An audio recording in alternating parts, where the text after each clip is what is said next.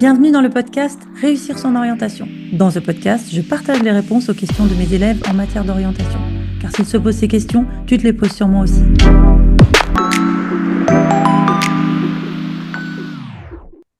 Faire des études de santé en France peut se révéler parfois compliqué et certains élèves décident de faire ces études plutôt à l'étranger. On avait un petit peu commencé à parler de ça dans l'épisode 52 du podcast que j'avais enregistré avec Louise d'Expat Students. Et on était resté assez général sur les études à l'étranger. Et dans cet épisode aujourd'hui, j'ai envie qu'on explore la piste de l'Espagne, et donc plus particulièrement des études de santé en Espagne. Et pour cela, j'ai contacté Pauline. Pauline, elle a créé cette entreprise qui s'appelle Étudier en Espagne, donc qui peut te permettre d'étudier en fait toutes les matières en Espagne.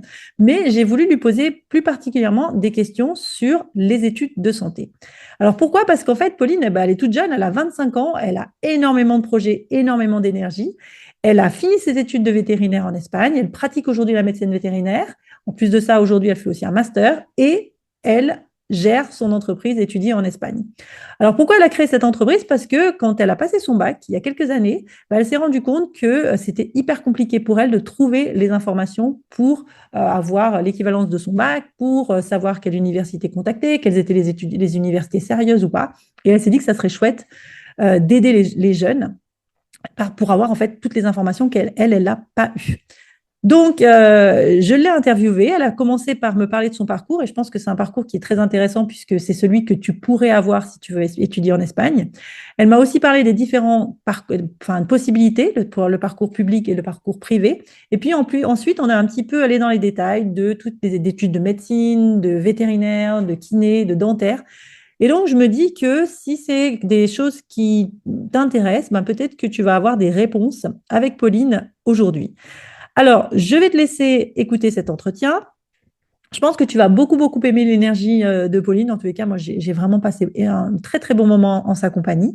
Et puis, comme d'habitude, je te retrouve à la fin de l'épisode pour te dire les idées qui m'ont paru les plus importantes.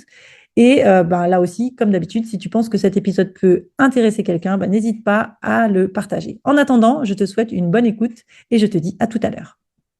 Bonjour Pauline, merci Bon, beaucoup d'avoir accepté mon invitation aujourd'hui. Un épisode, je te disais juste avant que j'attendais parce que j'ai pas mal de questions sur le sujet dont on va parler.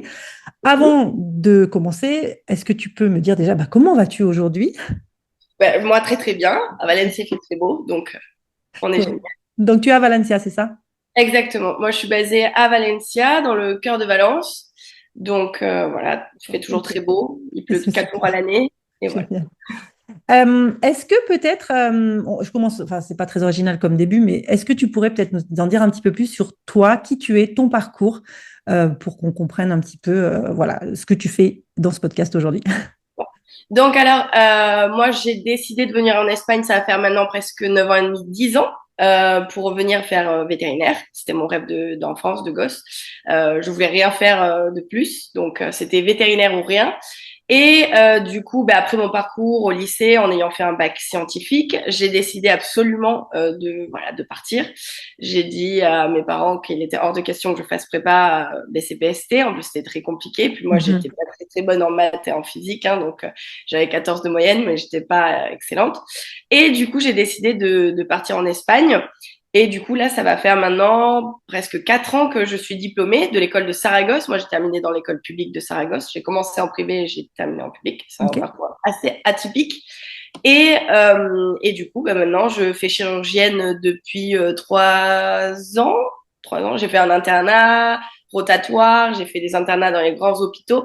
Et puis finalement, maintenant, j'ai préféré des petites structures, un petit peu plus D'accord. familiales.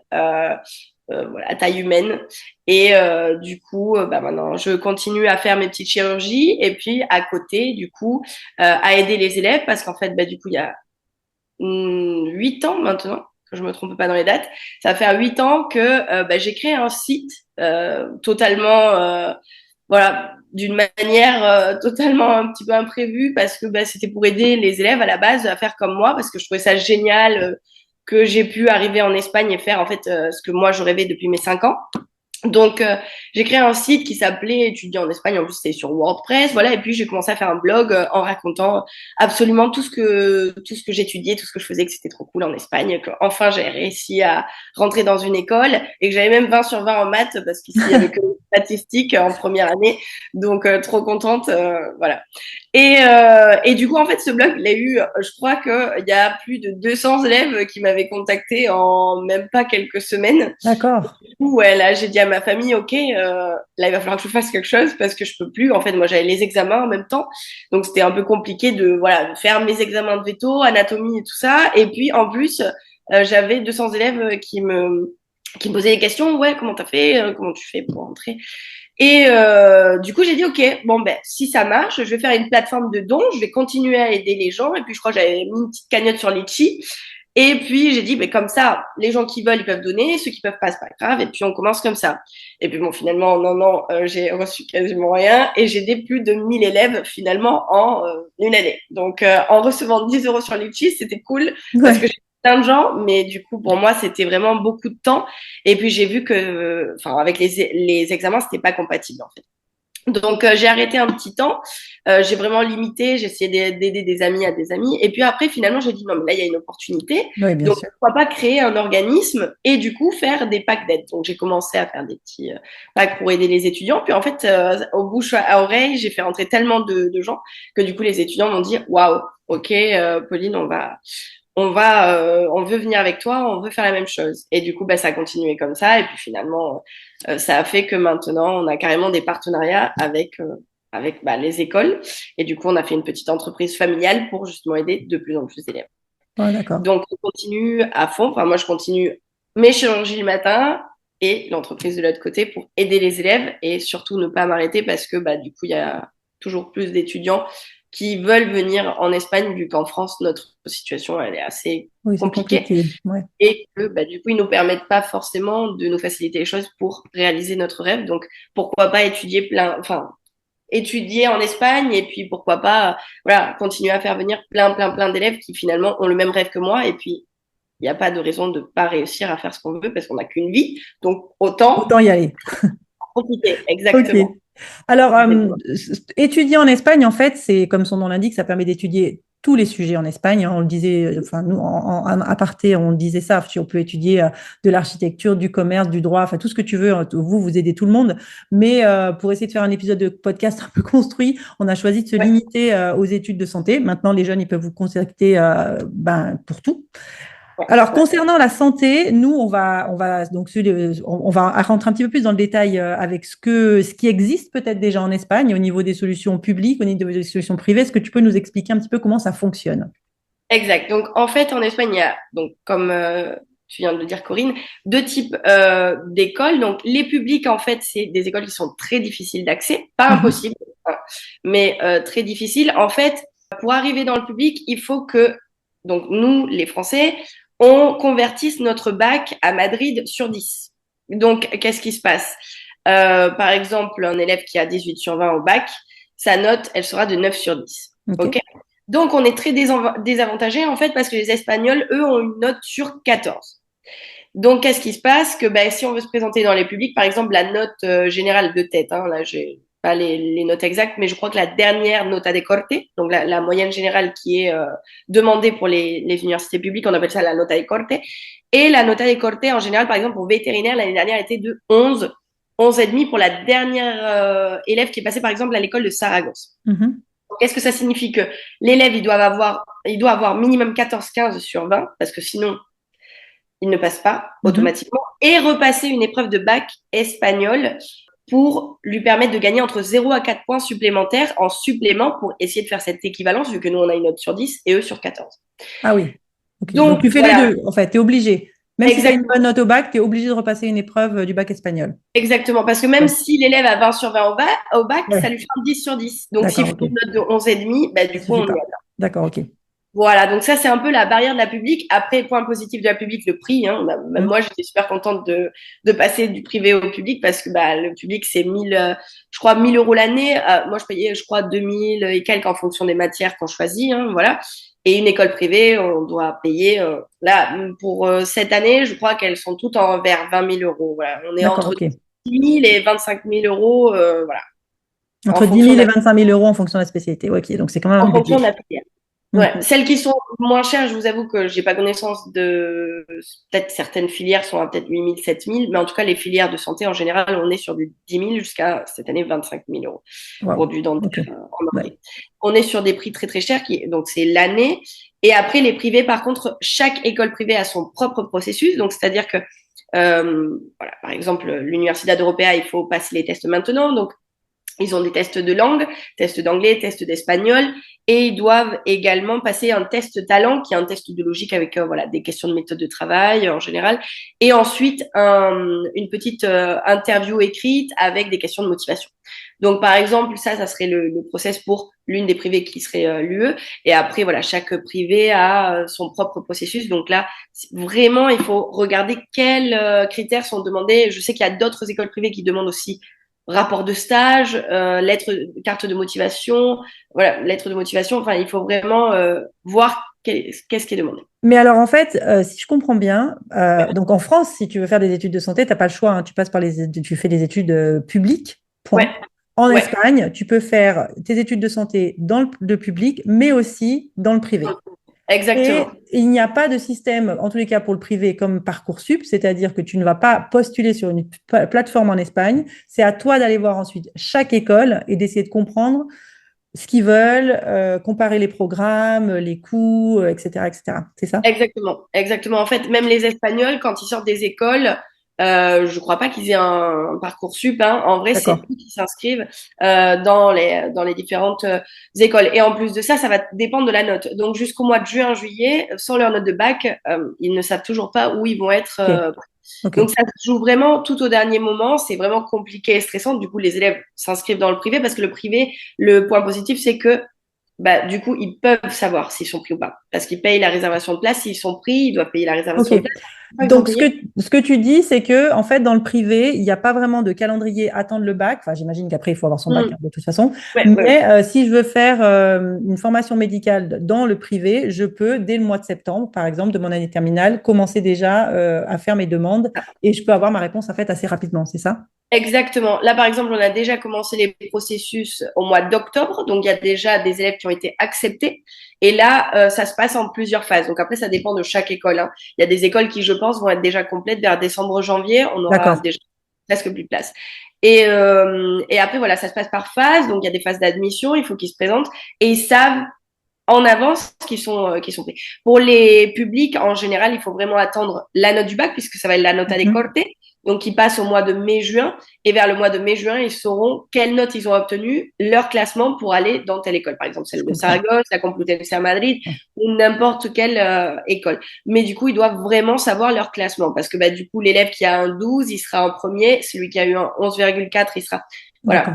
voilà. Ok. Et du coup, J'entends. la nota de corte se définit en fonction des notes qu'ont obtenu chaque élève. Donc, si par exemple, il y a 400 élèves qui se présentent à Saragosse, allez, disons 800, mais 400 qui sont pris avec un 12, ça veut dire que la nota de corte, elle va augmenter, elle va être de 12. Je comprends. Donc, en fait, Et cette fameuse note, excuse-moi de te couper, mais cette fameuse note-là, pour les établissements privés, ils ne la regardent pas. non, en général, non. En tout D'accord. cas, pas les écoles privées, à ma connaissance, que j'ai Avec connues, lesquels vous non. connaissez. D'accord.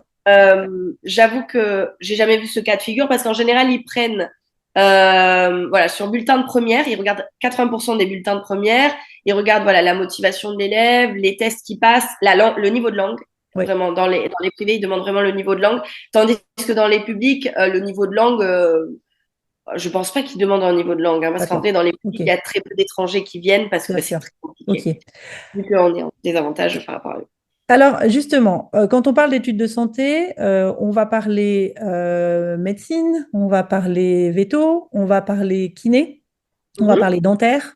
Est-ce que on étudie, on peut rentrer de la même manière, c'est aussi facile de vouloir faire médecine en Espagne que dentaire en Espagne que qui en est en Espagne? Première question. Et deuxième Mhm. question, ça se fait en français, ça se fait en anglais, ça se fait en espagnol, ça se fait dans les trois, dans les deux. Est-ce que tu peux nous expliquer un petit peu? Ok, alors pour médecine, vraiment c'est très très compliqué d'accéder à la filière. C'est peut-être pas aussi compliqué qu'en France, mais presque, hein. Ok. Il faut vraiment des résultats excellents. Ils vont regarder les notes de première. Ils vont également passer des tests en fonction des universités. Là aussi, pour médecine en public, Il faut vraiment avoir eu 20 sur 20 au bac et avoir 20 Ok. sur 20 au bac espagnol à repasser. Ok. Ça, c'est clair et net. Parce que la nota corte, je ne sais pas de combien elle est, mais en tout cas, il faut vraiment être voilà, dans les premiers Mhm. pour pouvoir accéder. Donc, en public, voilà. Bon, c'est pas possible. Et dans le privé? Ça a été possible, hein. Il y a certaines élèves qui ont réussi, hein. Ah oui? Ouais, en public, c'est possible, mais il faut vraiment avoir le 20 sur 20 au bac. Mais du coup, ouais, pas impossible, mais être dans les étoiles, dans les meilleurs. Et pour le privé, c'est très très cher, mais pas inaccessible. Après, voilà, il y a beaucoup de tests à passer. Là, par exemple, les premières sessions de langue, par exemple à l'UE, il faut passer les tests, là, je crois, au mois de décembre, au mois de janvier, pour test d'anglais. D'accord. C'est pas comme dans les autres filières où ils peuvent passer les tests un petit peu aléatoirement le jour où ils veulent. Là, il y a vraiment un jour concret, une heure concrète, test d'anglais à 100%. Je crois qu'après, il faut qu'ils fassent aussi le test d'espagnol, le test de logique, etc. Et ils sont pris aussi sur les notes de bulletin de première. Donc, la première est très, très importante en termes de notes. Et ensuite, voilà, médecine, ils vont, donc s'ils sont admis, c'est parfait. Là, par contre, ils sont comme s'ils étudiaient médecine en France, hein, c'est la même Mhm. chose. Et à la fin des années de médecine, il faudra qu'ils passent l'examen du MIR pour choisir leur spécialité. Donc, s'ils veulent être chirurgiens, il faudra qu'ils obtiennent un bon classement. S'ils veulent être dermatologue, un autre classement. Voilà, ça va se faire en fonction du classement. Ensuite, oui, Alors, bon, justement, pour revenir sur ce fameux MIR, ça, c'est un MIR, un examen qui est valable pour tous les praticiens espagnols. Donc, ça veut dire déjà qu'on est en compétition avec enfin, avec les universités publiques. Et j'entends, mais ça me paraît assez évident, qu'il faut quand même avoir un bon niveau d'espagnol dès le début et que si on est juste bon en anglais, ça va être très compliqué. On est d'accord? exactement. Après, je vous avoue que je sais pas s'il reste encore des écoles qui proposent le cursus en anglais, parce que ça dépend des quotas que donne D'accord. l'État en fait chaque année aux écoles. Donc, OK. je crois qu'on avait certaines écoles qui étaient en anglais, le cursus en anglais, je crois qu'il n'y est plus en OK. ce moment. Donc, médecine, c'est en Mais, espagnol. ouais, mais du coup, il faut vraiment être bon en espagnol et il faut voilà, savoir D'accord. s'exprimer autant en espagnol qu'en anglais. Pour les autres filières, dentaire, kiné, veto, c'est vraiment plus simple entre guillemets dans le sens que voilà, il n'y a pas autant déjà de demandes des Espagnols en fait pour entrer en parce que OK. médecine c'est vraiment le top du Oui. top hein, pour les Espagnols, c'est genre waouh, c'est Mhm. vraiment tandis qu'en France il me semble que veto aussi c'était bien vu Oui, et oui, moi oui, quand oui, je suis oui, bien sûr. j'étais assez choquée parce que eux les vétérinaires ils ont 16 écoles vétérinaires, nous on en a 4 ou 5 Oui, maintenant dans oui. tout le pays. Donc eux c'est comme voilà C'est plus quelque facile. chose de normal, exactement plus D'accord. facile. Mais ça ne veut pas dire pour autant que les études sont faciles ou quoi que ce soit. Voilà, c'est des études qui sont difficiles hein, dans l'ensemble. C'est des études de santé, comme si on rentrait Mhm. en médecine ou en dentaire ou en kiné, en veto en France. Et du coup, par contre, pour dentaire, pareil, ben là, si on veut la publique, pour que ça soit veto, dentaire ou kiné, les notes de public en général, elles sont assez élevées. Je crois qu'en kiné, un peu moins que dentaire et veto, mais dentaire et veto, on est sur du 11,5. Je crois que dentaire, c'est encore plus. D'accord, OK. Donc, il faut vraiment avoir une super bonne note et avoir 20 sur 20 au bac espagnol. Et pour les privés, ils demandent en général test de langue. Donc, l'élève, par exemple, à l'UE, doit obtenir un B2 dans la langue dans laquelle il veut étudier. Donc, par exemple, ceux qui ont B2 en anglais, ils veulent étudier en anglais, ça va. C'est pas grave s'ils n'ont pas le niveau en espagnol. D'accord. Pareil, veto, c'est que en espagnol. Pour l'instant, il y a d'autres écoles qui proposent la filière en français. Donc, pareil, s'il y a des demandes ou quoi que ce soit, ils ont l'option de pouvoir étudier veto en français, anglais, espagnol. Qui n'est pareil, on a les trois langues. Et dentaire, je crois que si je me trompe pas, il y a encore aucune université qui a proposé le cursus en français. Si je me Mais trompe en pas. anglais, oui. En anglais, oui. En anglais, D'accord. on a anglais, espagnol, sans aucun problème aussi en dentaire. Donc voilà. D'ailleurs, les élèves, on a eu des diplômés. Déjà, il y a des élèves qui sont diplômés, qui sont revenus faire chirurgien en France, qui se sont installés, etc. à leur compte après avoir eu, par exemple, leur diplôme à l'université d'Européa. Donc, on a déjà des feedbacks des élèves. Oui, ça marche. Ouais, ça marche. Et la convalidation, il n'y a absolument aucun problème. D'accord. OK. Alors justement, ça faisait partie de mes autres questions. Donc juste quand même, avant de passer à la question suivante, si j'entends bien, Ouais, médecine, c'est en espagnol, que ce soit dans le public ou dans le privé. Si on ne parle pas espagnol, c'est très ouais, compliqué. ouais. Dentaire, ça peut être en espagnol ou en anglais. Par Mhm. contre, veto et kiné, là, on peut le faire dans les trois langues, en français, en anglais, Ouais, en espagnol. C'est proposé un petit peu par les partout. universités, partout. D'accord. Ouais. Alors, je sais qu'il y a certaines écoles privées qui proposent en français. Nous, on les aide surtout à aller en espagnol. J'avoue que bon. Moi après je leur conseille ce que moi je voulais. Oui. Donc moi je voulais aller en français absolument. Puis finalement la meilleure décision de ma vie ça a été de commencer en espagnol. Donc après voilà, il y a l'option de kiné français, il y a l'option de veto français. Mais très franchement, si moi je dois leur conseiller quelque chose, commencer en espagnol. Ouais. Donc, Parce ça que veut dire qu'il faut quand même se faire une bonne mise à jour en espagnol avant de commencer ses études, alors, hein? alors oui, c'est mon conseil, mais moi personnellement, j'avais pas fait du tout de mise à jour avant de venir, et finalement, c'est absolument très transparent, les mots, etc. D'accord, ça ressemble. Voilà, enfin moi, je me rappelle le premier jour au tableau, je me disais bon, en fait, ça va, je suis pas du tout perdue. En anatomie, ça se ressemble énormément. Enfin, par exemple, l'humérus, l'os de l'humérus, c'était humero, D'accord, cubitus ça va. cubito, c'est exactement la même chose. Donc, que ça soit pour kiné, dentaire ou finalement veto, on arrive à se dépatouiller. J'ai même connu des élèves français qui n'ont pas du tout voulu parler espagnol et ils ont eu leur diplôme en 4 ans de D'accord, ok. kiné. Voilà. Ok. Bon, j'imagine quand même qu'en vivant en Espagne, en allant faire des stages dans Je des pense que c'est entreprises mieux. espagnoles, c'est quand même un peu mieux de se mettre à l'espagnol rapidement. Alors, Exactement. question suivante que tu as abordée rapidement et je pense qui est importante pour les parents aussi, c'est de se dire, OK, je vais investir dans ces études qui coûtent cher. Est-ce Ouais. qu'après, mes enfants, mon fils, ma fille, va devoir être praticien en Espagne ou la reconnaissance en France, c'est possible? Et si oui, comment? Alors, déjà, il faut vraiment se méfier, voilà, et être bien conseillé parce qu'il y a des écoles qui n'ont pas forcément la convalidation et d'autres, oui. Donc, par exemple, dans le cadre des écoles qu'on conseille, nous, l'Université d'Européa, on n'a jamais eu de problème. Les élèves sont déjà en train d'exercer en France. Donc, par exemple, dans le cadre vétérinaire, bon, moi, j'étais diplômée d'une école publique, donc celle de Saragosse. Il suffit juste de s'inscrire à l'ordre des vétérinaires. Donc, une fois que l'élève s'inscrit à l'ordre des vétérinaires, après, c'est automatique. Il n'y a même pas d'examen à repasser ni quoi que ce soit. Pour dentaire, c'est quasiment la même chose. Et kiné, pareil. Kiné, il faut bien faire attention hein, parce qu'il y a des élèves qui ont eu pas mal de problèmes avec d'autres écoles qui sont un peu moins chères. Mais finalement, il y a eu beaucoup de problèmes parce que les heures de stage ne sont pas forcément D'accord. convalidées en fonction des écoles. Donc moi, je leur conseille toujours les écoles où nous, on a déjà des feedbacks, là où on a déjà des élèves diplômés qui ont eu absolument aucun souci. D'accord. Donc, l'Université d'Européa, par exemple, on n'a jamais eu aucun souci. Il y a d'autres privés qui sont aussi très, très bien, où il n'y a pas eu de problème. On évite certaines zones voilà, qui sont un petit peu plus conflictives. Mais en vrai, en général, s'ils suivent bien les bonnes universités de renom, certes, elles sont peut-être un peu plus chères, mais au moins, on s'assure que dès que l'élève sort, au mois de voilà, septembre, il a son diplôme et il peut Il exercer. peut exercer en France. Mais alors Oui. justement, ton parcours, il est intéressant parce que toi, tu as commencé dans le privé et Ouais. puis après, tu as pu bifurquer dans le public. Donc ça, c'est possible. Si tu l'as fait, c'est que c'est possible, hein. Alors ça, c'est totalement possible. Oui, c'est un processus. On aide les élèves à faire ça. Et pour l'instant, on a eu 100% de réussite pour tous les élèves qui se sont présentés parce il faut savoir qu'il y a très peu de demandes. Il y a très peu de gens qui savent le process. Donc, personne ne pense à faire ça, en fait. Mais c'est vraiment quelque chose qui est génial parce que, bah, du coup, moi, par exemple, ça m'a permis d'économiser de grosses sommes. Donc, comment c'est possible? En fait, ça s'appelle le traslado d'expediente. C'est quelque chose qui est pas facile, hein. C'est vraiment compliqué. En fait, il faut se renseigner parce que chaque école a son propre processus.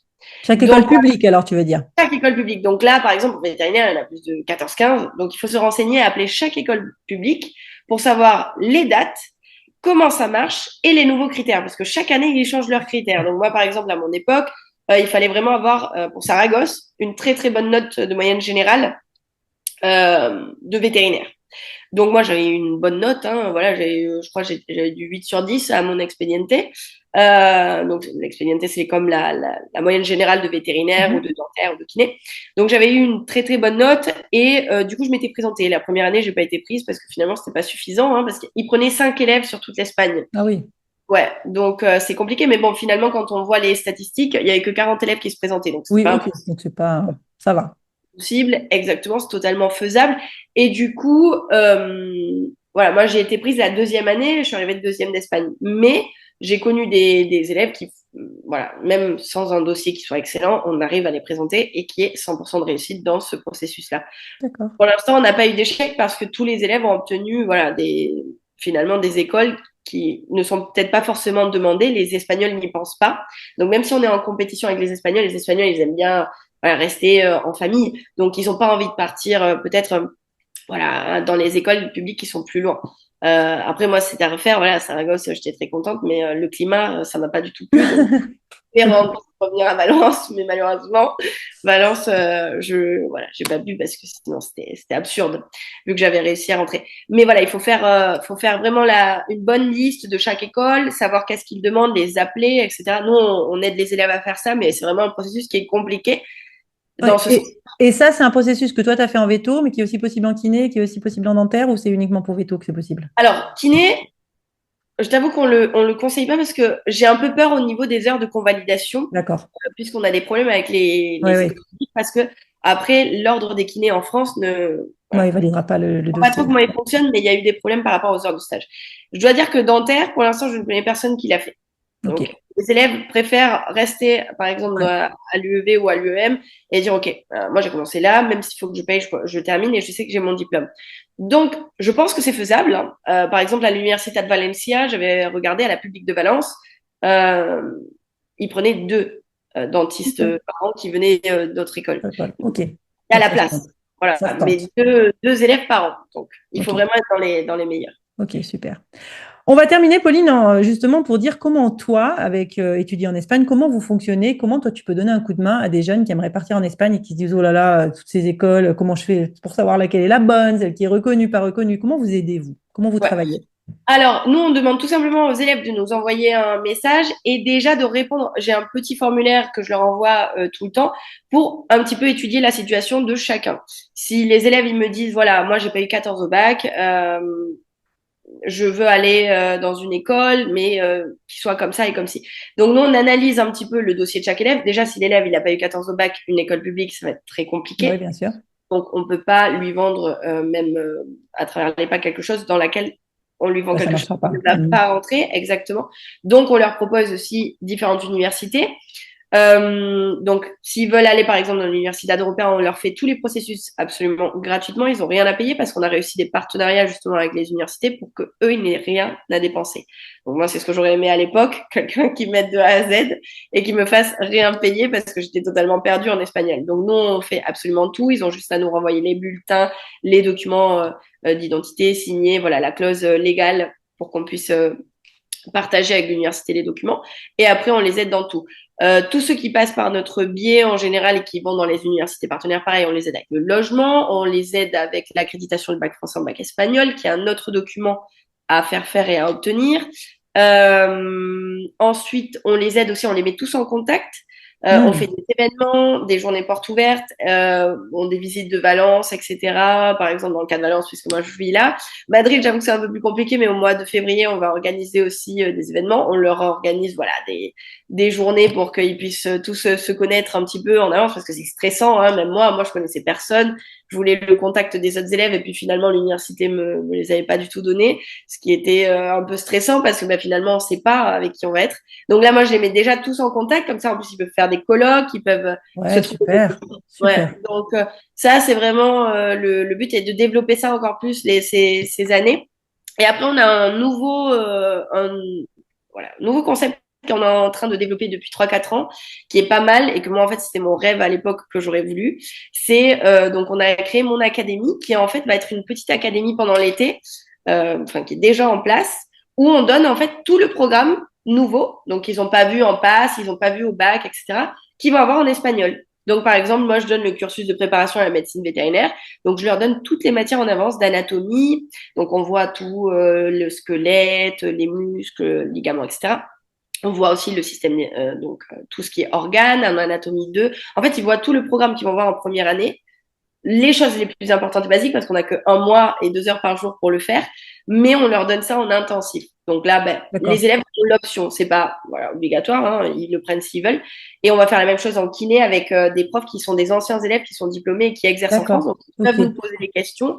Nous, on est là pour leur donner un feedback et aussi pour les aider. Voilà, s'ils me disent oh, je suis super stressée en dentaire, comment ça va se passer, ben, du coup la prof que Ouais, il j'ai choisie voit. Ouais, c'est ça. Ils voient et ils sont d'autant plus près qu'ils ont déjà fait un petit peu une partie des Exact. cours à l'avance, quoi. Donc, ça, tu Et moi, maximises tes chances. ça, Oui, donc en fait, exact. toi, tu proposes que tu aurais trop aimé avoir quand tu y arrivais, quoi. C'est Exactement. Bah, moi, facile. j'aurais aimé avoir les cours en avance. J'aurais aimé pouvoir étudier pendant l'été, Ouais, juste avant ma rentrée. Voilà, waouh, l'anatomie. Enfin, j'aurais adoré. Et ouais. en plus de ça, là, les élèves de cette année qui l'ont fait avec moi cet été, ils ont obtenu des super bonnes notes après aux examens. Donc, c'est gratifiant autant pour moi que pour eux parce que je dis, waouh, ça a servi. Et en plus de ça, ils ont eu le plaisir de découvrir, entre guillemets, le programme.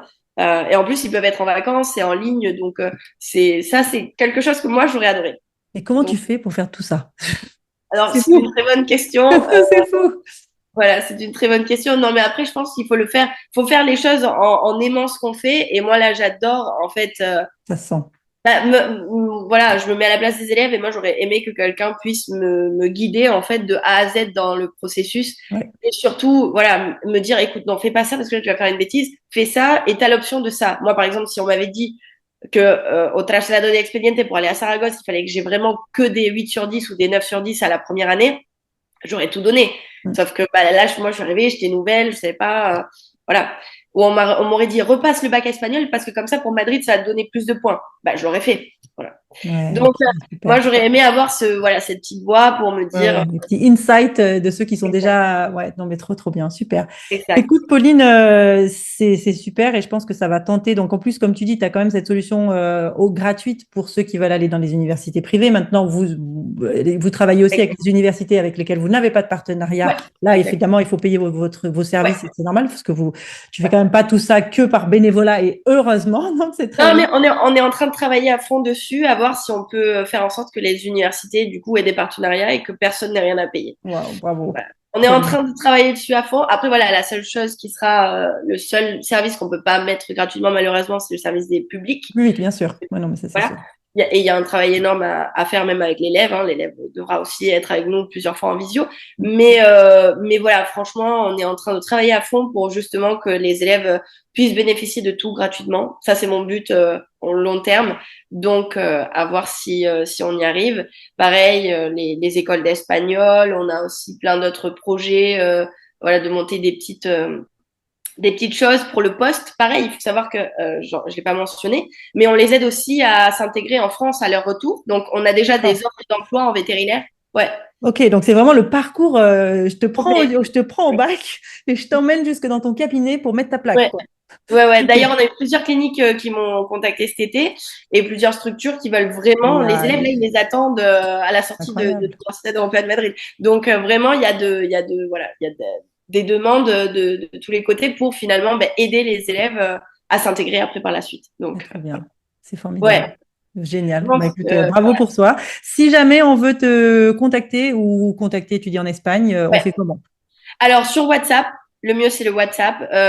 Plus 34, du coup, mon numéro 692 912 759. Et sinon, la page web étudier-en-espagne.com. Là, sur la page, voilà, s'ils font la demande de formulaire, moi, c'est moi qui réponds en général à tout principalement. S'il y a trop de demandes, voilà, je Tu délègues. délègue. Ouais, mais en général, c'est moi D'accord. qui aime bien répondre personnellement à Ok. chaque demande parce que bah voilà, si c'est pour vétérinaire, au moins j'ai de quoi leur expliquer. Si c'est pour dentaire et kiné, pareil, etc. Ok. J'aime bien Super. être derrière. Si c'est pour commerce, relations internationales, etc. Bon là, par contre, en général, Tu je délègues. délègue, voilà, parce que là, c'est pas trop voilà, mon Ok, non, secteur, non, mais ouais. mais je peux aider comme je peux également, etc. Donc voilà, mais il faut qu'ils sachent que voilà, ils ne seront pas sans aide pendant le parcours. Si même il y a un problème pendant le parcours, quoi que ce soit, il y a pas de souci. Pareil, on leur dit les bourses disponibles. Il faut savoir qu'il y a des bourses disponibles dans l'Université européenne, par exemple, qui proposent des bourses. Ok. Donc, il y a des élèves l'année dernière qui ont fait dentaire à l'UE et qui ont réussi à avoir plus de 5 000 euros de bourse. Ok. Donc, Donc ça, c'est bien. Non, mais pas ça, mal. c'est bien. Bon, Très bien. voilà, c'est un petit Ouais, non, c'est plus. un petit plus, oui, bien sûr, hein. Non, mais ça, Voilà. c'est sûr. Mais oui, Super. totalement. Donc, s'ils veulent me contacter, ils peuvent me contacter par WhatsApp. On a aussi Instagram, c'est étudier Oui. en Espagne tout collé. Voilà. Voilà. Et la page web, bah, du coup, on est derrière. Donc, Pas de possible. Bah, écoute, de toute façon, je remets tout ça dans les notes de l'épisode. parfait. C'est super. Je pense que ça va aider énormément de personnes. Écoute, Pauline, merci beaucoup. Ouais. Voilà, j'imagine que tu Merci à files toi, Corinne. à la clinique ou je sais pas où, donc je te laisse. Et puis, je te souhaite une très bonne continuation et voilà, à très vite, j'en suis sûre, hein. Eh bien, merci à toi, Corinne. Merci, au revoir. Au revoir. Alors, tu vois, je ne t'avais pas menti, Pauline, elle est à fond, elle a énormément d'énergie et j'ai vraiment, vraiment aimé cet épisode avec elle. Alors, voilà ce que j'ai retenu. Tout d'abord, la première idée, c'est la différence publique-privée. Alors, oui, on peut faire des études de médecine publique en Espagne, c'est possible, mais Pauline nous a quand même dit que c'était assez compliqué et principalement c'est difficile d'atteindre cette fameuse note d'entrée dans les universités publiques. Cette note d'entrée, elle est sur 14 et Pauline nous a expliqué que si tu passes ton bac français, tu vas obtenir tout de suite une note sur 10. Donc, c'est-à-dire que même si tu as eu 20 sur 20 de moyenne au bac, tu vas te retrouver avec 10 sur 20. Or, comme la note d'entrée dans les universités publiques est de 14, tu n'auras que 10 points sur 14. Donc, si tu veux avoir plus, parce que dans les universités publiques en santé, il faut avoir plus que 10 sur 14, eh bien, tu vas devoir repasser des épreuves du bac espagnol pour pouvoir avoir cette fameuse note qui te permet d'intégrer des études, de pouvoir intégrer des études publiques. Donc, c'est quand même pas forcément facile. Dans les universités privées, c'est un petit peu plus simple. Les admissions sont un processus qui se déroule toute l'année. En anglais, on appelle ça rolling admission. Ça veut dire que les universités privées vont intégrer des étudiants tout au long de l'année. Alors, chaque université a son mode de recrutement, mais grosso modo, il y a un test d'entrée, un test de langue, des tests de logique et puis des entretiens de motivation. Et donc là, évidemment, il faut que tu vérifies chaque critère d'admission de chaque école, parce que parfois, on va te demander un petit peu plus, on peut demander des rapports de stage, on peut te demander des lettres de motivation. Mais comme c'est un processus d'admission qui est tout au long de l'année, Pauline te conseille quand même de postuler relativement tôt. Alors, il n'y a pas de Parcoursup en Espagne, c'est en fait à toi d'aller voir chaque école, que ce soit d'ailleurs publique ou privée, et vraiment te renseigner sur leur processus de recrutement. Alors, l'avantage de l'université privée, c'est que tu sauras bien avant ton bac si tu es admis, alors que pour l'université publique, il va falloir attendre ta note du bac. Par contre, évidemment, l'inconvénient, c'est que faire des études dans une université privée en Espagne, c'est plutôt un budget important, puisque il faut compter entre 10 000 jusqu'à 25 000 euros l'année. Et donc, évidemment, il faut savoir si tu es prêt à faire cet investissement. Alors, la deuxième idée, c'est que concernant les études de médecine en Espagne, c'est comme en France, c'est quand même globalement assez compliqué. Alors, dans les universités publiques, Pauline nous a expliqué qu'il fallait des notes excellentes pour pouvoir rentrer et un excellent niveau en espagnol. Dans les universités privées, c'est possible, mais là aussi, de toute façon, en ayant là aussi de très bonnes notes en espagnol parce qu'il y a des tests de langue très précis, des tests d'admission.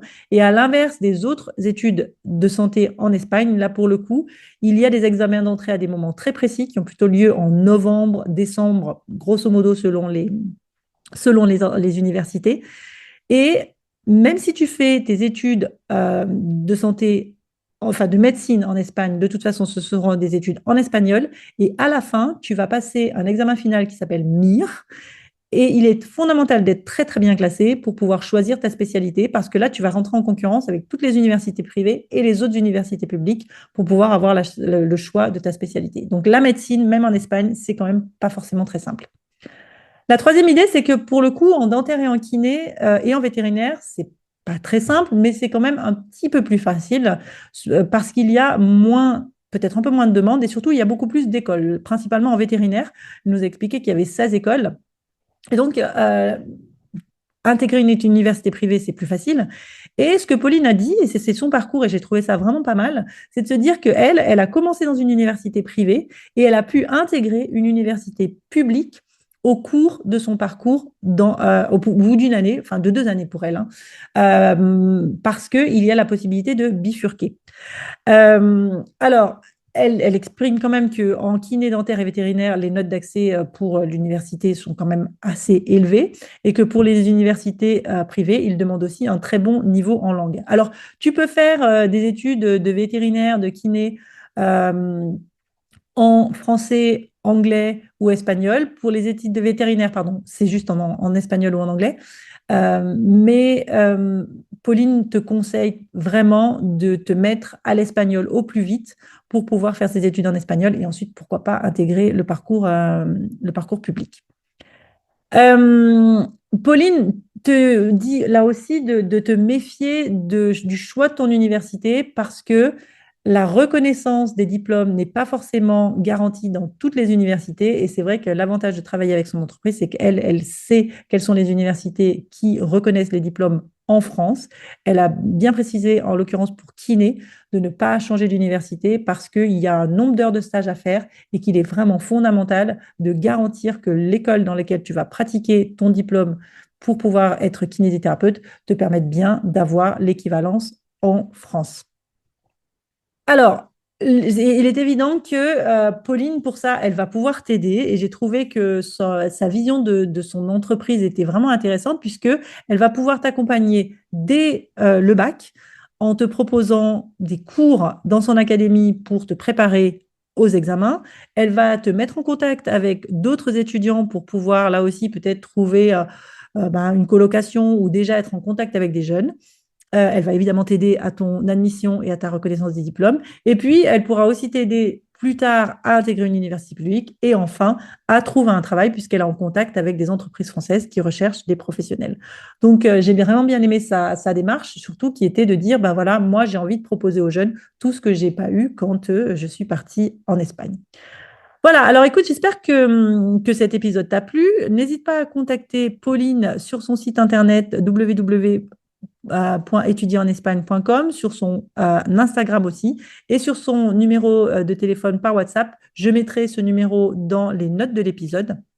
Et puis, voilà, si tu as d'autres questions par rapport aux études de santé ou par rapport à n'importe quel sujet d'orientation, n'hésite pas à me retrouver sur mon compte Instagram Réussir son orientation, sur mon site internet www.corinneholroyd.com. Tu retrouves le résumé de cet épisode le dimanche après la parution de l'épisode de podcast.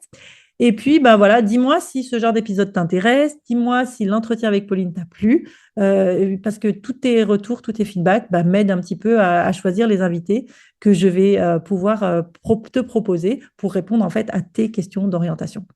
Je te souhaite une bonne continuation et je te dis à très vite pour un nouvel épisode.